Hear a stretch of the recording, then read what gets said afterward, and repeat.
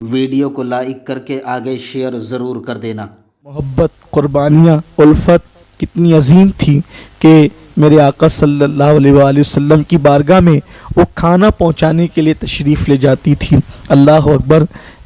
آدمی وہ غار ایک مرتبہ چڑھ جائے تو 2-3 دن تک کے اس کے لیے چلنا پھرنا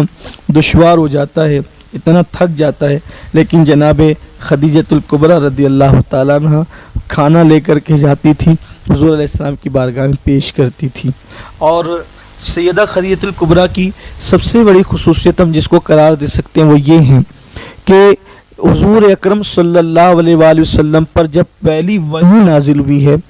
تو اس وقت سب سے پہلے مطلقاً پوری کائنات میں سب سے پہلے اگر کسی نے حضور علیہ السلام کا کلمہ پڑھا ہے تو وہ جناب سیدہ خدیجۃ الکبریٰ رضی اللہ تعالیٰ کی ذات ہے۔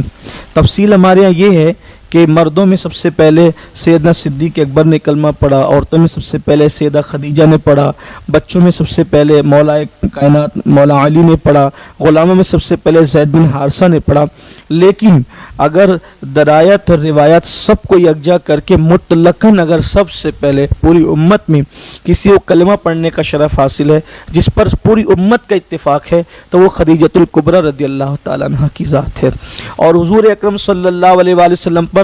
پیر کے دن پہلی وحی نازل ہوتی ہے اور پیر کے دن ہی ام المومنین خدیجۃ الکبریٰ حضور علیہ السلام کے ساتھ نماز پڑھتی ہیں۔ یہ سیدہ خدیجۃ الکبریٰ رضی اللہ عنہ کی شان ہے۔ اور پھر جب آقا علیہ السلام پہ پہلی وحی نازل ہوئی تو بہت ساری چیزیں ہوئی اور وہ لے کر گئیں جناب ورقہ بن نوفل کے پاس حضور علیہ السلام کو اور کہا کہ ایسا ایسا ہوا ہے۔ تو جناب ورقہ نے کہا کہ آپ کے پاس وہی آیا تھا جو جناب موسیٰ کے پاس آیا کرتا تھا، یعنی جبریل علیہ السلام، اور آپ اللہ کے نبی ہیں۔ یہاں پہنچ کر کچھ لوگوں کو ایک اشکال ہوتا ہے کہ سارے انبیاء کرام جو ہے وہ ان کو پتہ ہے جب ان پہ وحی آئی کہ تو اور انہوں نے اعلان کیا کہ وہ اللہ کے نبی وہ اللہ کے نبی ہے، حضور پر وحی آئی اور حضور کو پتہ نہیں، ورقہ بتا رہے ہیں کہ آپ اللہ کے نبی ہیں۔ حضور کو پتہ ہے، اللہ کے رسول صلی اللہ علیہ وآلہ وسلم کو تو اس دن بھی پتہ ہے جس دن وہ پیدا ہوئے تھے، اسی لیے تو انہوں نے جب پیدائش کے وقت سجدے میں سر رکھ کے کہا نا رب حبلی امتی، اور پھر اللہ کے رسول علیہ السلام 6 سال کی عمر میں جب مدینہ منورہ اپنی والدہ کے ساتھ گئے تو اس وقت حضور فرماتے ہیں کہ جو پتھر مجھ پہ درود پڑھتے تھے میں ان پتھروں کو ابھی تک پہچانتا ہوں۔ بے شمار واقعات ہیں، لیکن ورقہ سے یہ کہلوانے میں حکمت کیا تھی؟ حضور علیہ السلام نے خود نہیں کہا،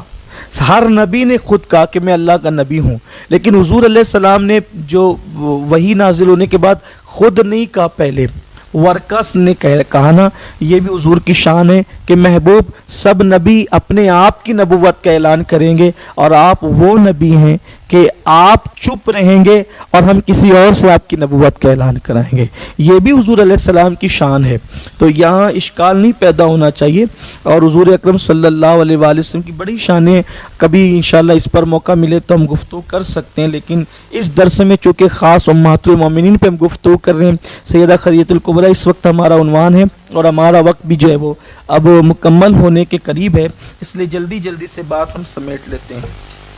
تو سیدہ خدیجۃ الکبریٰ رضی اللہ تعالیٰ عنہ کی شان یہ ہے کہ آپ نے سب سے پہلے کلمہ پڑھا، اور پھر اس کے بعد دوسری بات یہ ہے کہ سب سے پہلے اپنا مال اگر کسی نے بارگاہ رسالت میں پیش کیا ہے وہ بھی سیدہ خدیجۃ الکبریٰ رضی اللہ تعالیٰ عنہ کی ذات ہے۔ اسی طرح جب اللہ کے رسول علیہ السلام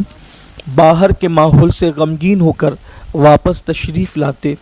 تو حضور علیہ السلام کو جو تسلیاں دیا کرتی تھی وہ سیدہ خدیجۃ الکبریٰ رضی اللہ تعالیٰ کی ذات۔ حتیٰ کہ بخاری شریف کی حدیث میں آپ کو پتہ ہوگا کہ جب حضور علیہ السلام پہلی وحی کے بعد جب گھر میں تشریف لائے اور فرمایا کہ مجھے کمبل اڑاؤ، اور پھر اللہ کے حبیب علیہ السلام نے جو ہے وہ ذمہ داریوں کے احساس سے جو ہے وہ یوں کہا کہ مجھے اپنی جان کا اندیشہ ہے، تو ام المومنین نے حضور علیہ السلام کو اس وقت بھی تسلی دیا، کہا ہرگز نہیں، خدا کی قسم اللہ کبھی آپ کو رسوا نہیں فرمائے گا، کیونکہ آپ صلہ رحمی کرتے ہیں، کمزوروں کا بوجھ اٹھاتے ہیں، محتاجوں کے لیے کماتے ہیں، مہمان نوازی کرتے ہیں، اور آپ رائے حق میں جو ہے وہ تکلیفیں برداشت کرنے والے ہیں۔ اللہ تعالیٰ آپ کو کبھی رسوا نہیں فرمائے گا۔ یہ ام المومنین حضرت خدیجۃ الکبریٰ کے جملے تھے، اور ایسے ہی نہیں، زندگی کی آخری سانس تک وہ اللہ کے رسول صلی اللہ علیہ وآلہ وسلم کو یوں ہی تسلی دیتی رہی۔ میں اپنے درس کے اختتام کو پہنچاتے ہوئے جلدی سے یہ بات کہنا چاہتا ہوں، یہ بھی ام المومنین حضرت خدیجہ کی خصوصیت ہے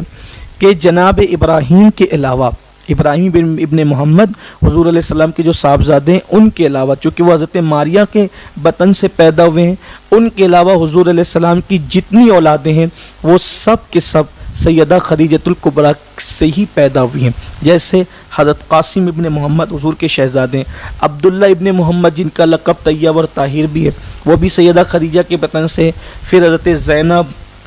رقیہ، ام کلثوم، سیدہ فاطمہ، حضور کی یہ چاروں بیٹیاں حضرت خدیجۃ الکبریٰ کے بطن سے، بلکہ